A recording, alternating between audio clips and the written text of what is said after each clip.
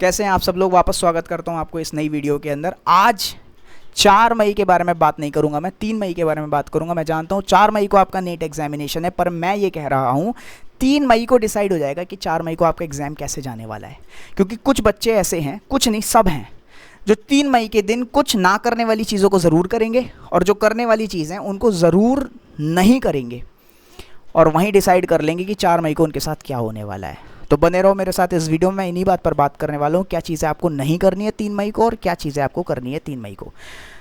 आओ, मैं आपसे कहता हूँ कि आपको जो पढ़ना था वो पढ़ चुके हो, अब किताबों को छोड़ दो पहली बात, और थोड़ा सा रेस्ट करो। दिमाग में प्रेशर जो भरा पड़ा है ना, इसको कुकर ना बनाओ, प्रेशर को रिलीज़ करो। दूसरी बात, फ्रेंड से बात ना करना। अरे यार ये कैसी बात कर दी आपने। हाँ जी, फ्रेंड से बात नहीं करनी है आपको, रिलेटिव से बात नहीं करनी है। क्यों नहीं करनी, वीडियो में बने रहो मेरे साथ, अभी इस पर बात करेंगे। कुछ पावरफुल माइंड योगा करना, ये तो सब कहते हैं, पर कौन से ये तो कोई नहीं बताता, मैं बताऊंगा। वीडियो में बने रहो मेरे साथ, अभी बताते हैं। दूसरी चीज़ ये कि कुछ हैवी एक्सरसाइजेस ज़रूर करो आप। हमारी बॉडी की बायोलॉजी का बहुत बड़ा सिग्निफिकेंस है हमारे माइंड के एफिशिएंसी में। कैसे, पूरा साइंटिफिक एक्सप्लेनेशन अभी देने वाला हूँ इस वीडियो के अंदर। कुछ अपने माइंड का स्ट्रेस को रिलीज़ करो और पॉजिटिविटी को अट्रैक्ट करो। पॉजिटिविटी अट्रैक्ट करने के बहुत सारे तरीके हैं, मैं इस पर डिस्कशन करूँगा, बने रहो मेरे साथ। और भाई कुछ स्पिरिचुअल कंटेंट को कंज्यूम करो, either from books, spiritual books, और फ्रॉम यूट्यूब। दूसरी बात, मैं जानता हूँ आप सब लोगों के माइंड में नेगेटिव थॉट्स आने बिल्कुल नहीं रुक रहे होंगे। सबके माइंड में इस समय भर भर के नेगेटिव थॉट्स आ रहे होंगे।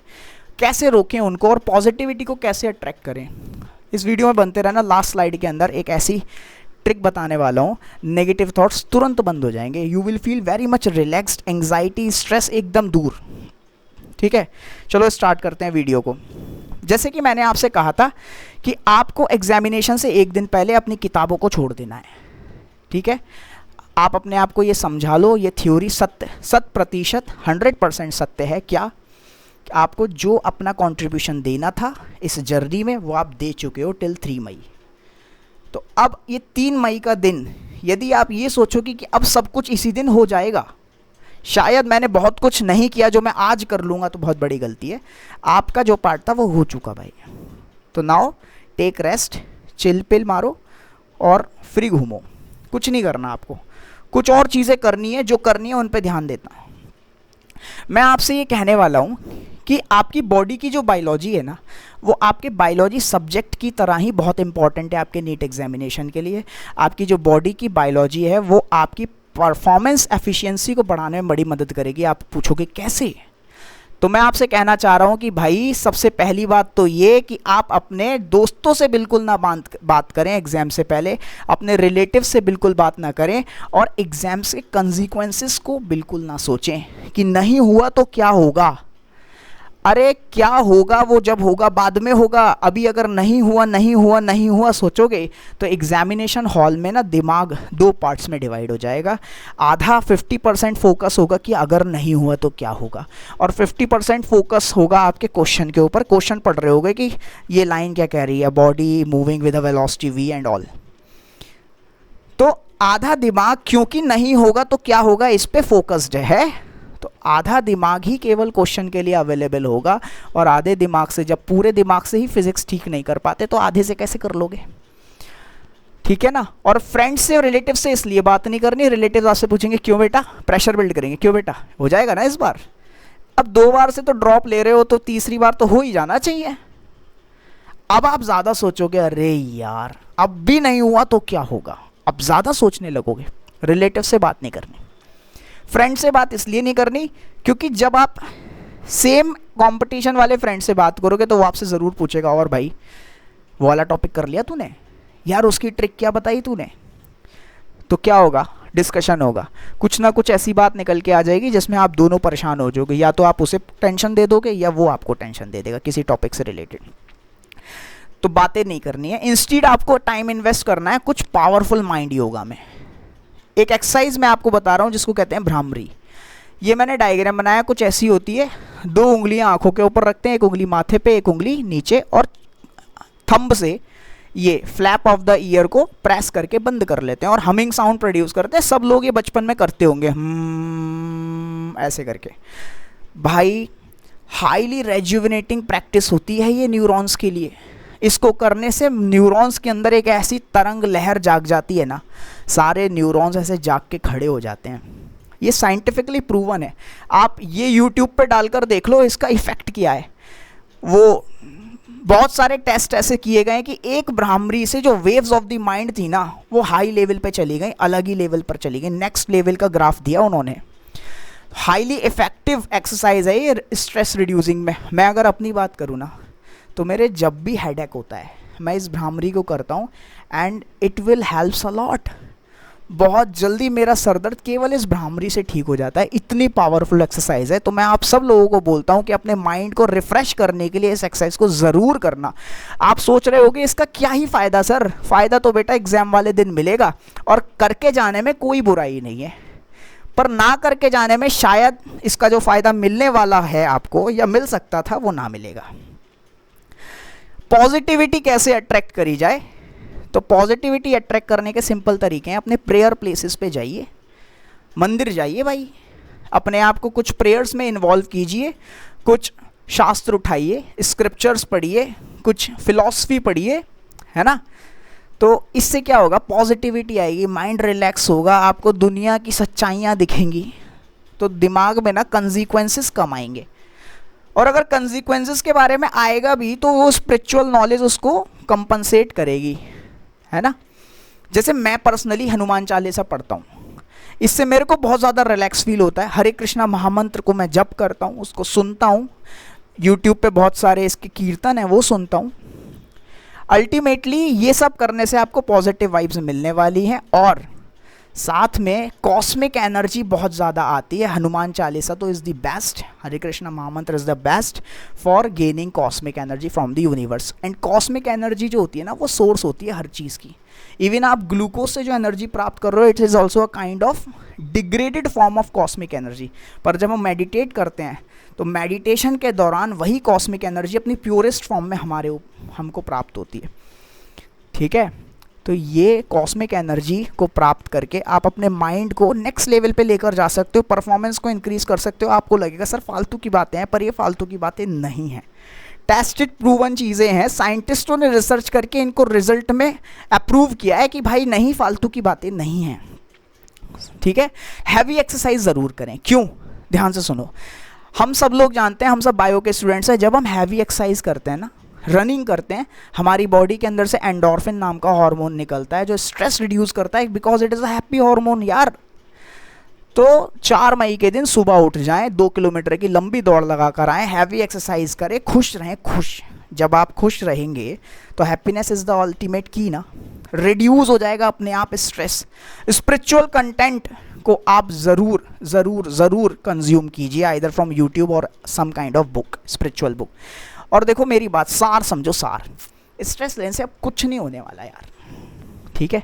बचपन से हम सब लोगों ने इस चीज़ को फील किया है कि जिस एग्ज़ाम में हमने बहुत ज़्यादा स्ट्रेस लिया, उसी एग्ज़ाम को हमने ख़राब किया है, स्ट्रेस के कारण ख़राब किया है, क्योंकि एफिशिएंसी हमारी ज़ीरो हो गई। हमारा माइंड अब स्ट्रेस वाले पॉइंट्स पे ही फोकस है, कंसिक्वेंसेस को ही एग्ज़ाम में बैठ के सोचे जा रहा है कि क्या होगा क्या होगा। इस दौरान हम जो कर्म कर सकते थे वो नहीं कर पाए। तो इसीलिए स्ट्रेस लोगे तो एग्ज़ाम पक्का ख़राब होगा। बिना स्ट्रेस लिए आप एग्ज़ाम दीजिए। हम सब लोगों ने एक्सपीरियंस किया है ना, जिस एग्ज़ाम में हमारी सबसे कम तैयारी थी, भगवान के भरोसे चले गए थे, वही सबसे बढ़िया हुआ। तो यार मैं ये बोलता हूँ कि स्ट्रेस लेके माइंड को ख़राब किया और एग्ज़ाम को भी ख़राब किया। कम से कम माइंड को तो रिलैक्स रखो, फ्री रखो। यहाँ स्ट्रेस ना लो, अगर एग्ज़ाम ख़राब होना ही है तो हो जाने दो, यहाँ तो फ्री रहो, एक तो फ़ायदा करो अपना। तो जो होगा देखा जाएगा, इस टेंडेंसी को अपना लो, क्योंकि आप अपना पार्ट पूरा कर चुके हो। जो होगा देखा जाएगा। और मेरी बात सुन लो, कृष्ण ने भी इसी बात को बोला भगवद गीता में 2.47, दूसरे अध्याय का 47वां श्लोक कहता है, कर्मण्यवाधिकारस्ते माँ फलेषु कदाचन माँ कर्म फल हेतुर्भूर्मा ते संगोस्तु कर्मणि। भगवान कहते हैं बेटा, जो तेरे काम में, जो तेरे हक में था, जो तेरे कंट्रोल में था, तेरी ड्यूटी वो तूने कर ली, और बस वही कर। क्यों कर? इसलिए कर क्योंकि वो तेरे को असाइन हुई है, सिर्फ इसलिए कर। ऐसा करके ये हो जाएगा, ऐसा करके मुझे ये प्राप्त हो जाएगा, ये ना सोच कि क्या प्राप्त हो जाएगा। सिर्फ इसलिए कर्म को कर क्योंकि कर्म करना ही तेरे बस में है, कर्म करना ही तेरा कर्म है। कहने का मतलब क्योंकि सिर्फ कर्म करने को ही तुझे असाइन किया गया है, because the duty is assign to you, only because of this reason you have to do your work. Okay, इतना करने के बाद भूल जा, बाकी सब मेरे पे छोड़ दे। अगर तू उस चीज़ के लायक होगा तो वो तेरे को फल ज़रूर प्राप्त होगा, और यदि तू उसके लायक नहीं होगा because of any reason, because of your past bad karmas ETC, तो वो तेरे को नहीं प्राप्त होगा। ठीक है, so do your best and leave the rest to Krishna. That is the philosophy of Bhagavad Gita. Do your best, leave the rest to Krishna, don't think about the consequences what will happen और नॉट। तो इवन भैया सिर्फ कृष्ण ही नहीं कह रहे, everything is already destined, सब कुछ पहले से ही निर्धारित है। ये तो भगवान शिव ने भी रामचरितमानस में बोला। इस बात को पकड़ लो, इस बात को पकड़ लो, आपके इस प्रकार के नेगेटिव थॉट्स रुक जाएंगे तुरंत। हो ही है सोई जो राम रचिरा का, जो होगा वो वही होगा जो भगवान राम चाहते हैं, उन्होंने पहले से निर्धारित किया हुआ है, होगा तो वही। तुम्हारे हाथ में कुछ नहीं है। अब एक छोटी सी स्टोरी सुनाता हूँ कि नेगेटिव थॉट्स को कैसे कंट्रोल किया जा सकता है, मेरे खुद के जीवन के ऊपर आधारित है। 12th क्लास मेरा, और मेरा बायोलॉजी का बोर्ड एग्जामिनेशन, जस्ट एक दिन पहले अपने दोस्त से मैंने बात करी। मेरा दोस्त बोलता है भाई तेरा कितना रिवीजन हो गया? मैंने कहा पहले तू बता कितना हो गया। बोलता है यार लास्ट की इकोलॉजी वाली यूनिट तो अभी भी बची है। मैंने कहा भाई सेम यार, मेरी भी बची है, क्या करें? दोनों टेंशन में कि क्या करें, बस ठीक है, चीटिंग भी नहीं कर सकते क्योंकि वो सबसे आगे बैठा है, मैं सबसे पीछे बैठा हूँ। नेक्स्ट डे आया और सुबह ठीक 6 बजे मैं अपने एग्ज़ाम के लिए रेडी हो रहा हूँ और मेरे अचानक से व्हाट्सएप पे मैसेज आया, नोटिफिकेशन का साउंड आया। मैंने जाकर तुरंत देखा तो मेरे उसी दोस्त का एक मैसेज, उसमें एक वीडियो भेज रखी है, और तुरंत मैं इतनी देर में वीडियो डाउनलोड कर रहा था कि तुरंत उसका टेक्स्ट आया, भाई जल्दी से देख वीडियो को यार। मैंने कहा ठीक है, मैंने वीडियो देखा एंड जस्ट आफ्टर उस वीडियो को देखने के बाद मेरे चेहरे पे एक बड़ा सा स्माइल। क्या था उस वीडियो के अंदर, ध्यान से सुनना। मैं मुस्कुरा रहा हूँ, मैं अपने स्कूल चला गया, एग्जामिनेशन सेंटर पे चला गया। मेरा दोस्त पहले से ही वहाँ खड़ा है, मौजूद है। उसने मेरे को देखा, मैंने उसको देखा, हम दोनों मुस्कुरा रहे हैं। दोनों के माइंड में वो वीडियो चल रहा है और वीडियो को सोच सोच के एक दूसरे को देख के खुश हो रहे हैं। हम चले गए एग्जामिनेशन सेंटर में अंदर, अपने रूम में जाकर बैठ गए, अपनी अपनी असाइंड सीट्स पे बैठ गए। पेपर आ गया सामने, दोनों को ही पेपर में कुछ नहीं आता। अब दोनों एक दूसरे को देख रहे हैं, वो आगे से मेरे को देख रहा है, मैं उसको देख रहा हूँ, और दोनों मुस्कुरा रहे हैं कि यार कुछ नहीं आता, क्या करें, पर खुश हैं, टेंशन नहीं है बिकॉज ऑफ दैट वीडियो। ऐसा क्या था उस वीडियो के अंदर?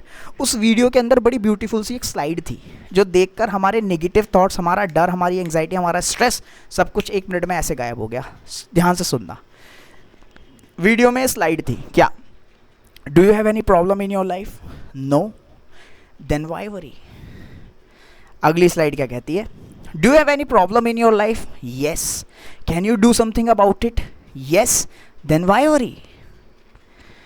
तीसरी slide, do you have any problem in your life? Yes, can you do something about it?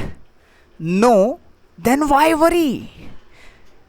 भाई जीवन में समस्या है और अगर आप कुछ उसमें कुछ कर सकते हो, बहुत बढ़िया बात है, चिंता किस बात की, कर लो।